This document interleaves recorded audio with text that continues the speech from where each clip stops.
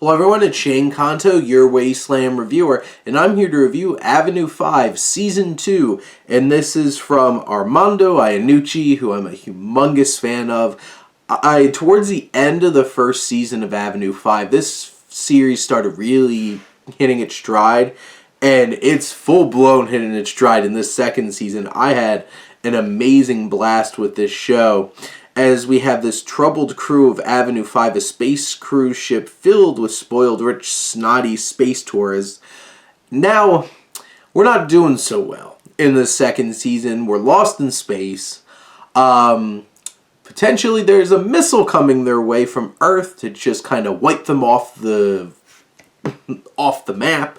And they're all trying to deal with things in the most ineffective, obnoxious, and crazy way. And this whole cast of characters is absolutely fantastic. And there's a couple of offshoot episodes that add some layers here. There's one where they find this colony that turns out to be a prison, this deep space prison. And let's just say there's some, they wind up leaving that episode with a whole new fun crew member who has a very interesting taste for things or people. And that becomes such a great running gag throughout the rest of this season. And this show is filled with so many despicable people. There's very few people that are genuine. We have Lenora Critchlow's Billy, who is one of the engineers on this ship who just really wants to actually help and get things done.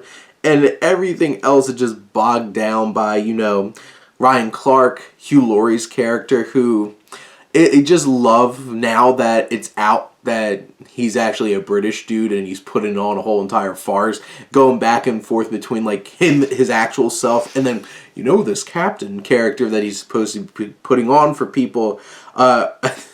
Josh Gad's character is so out there, and they're back and forth and their tension between these two potential leaders of these people is so crazy. Karen, played by Rebecca Front, who also keeps trying to dig herself in there and try to make an impact.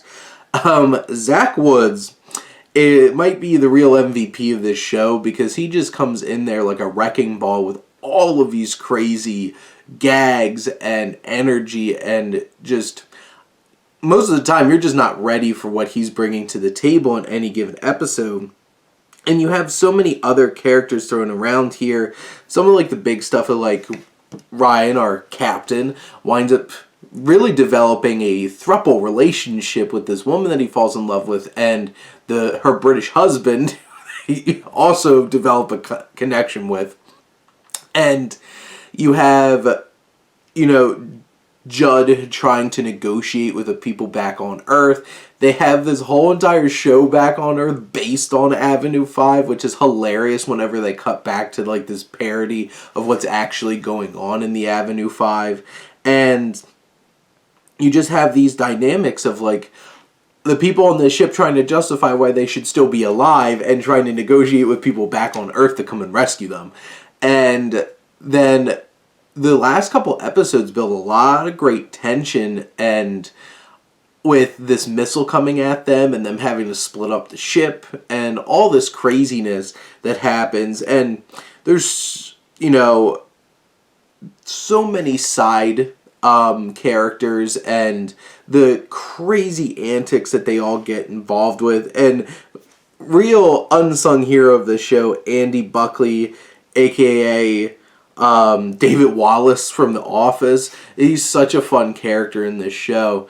But there's so many great comedic actors delivering so many great performances in this show. These characters are so despicable, and their whole dynamic is insane. The way that because Armando Iannucci knows politics and government.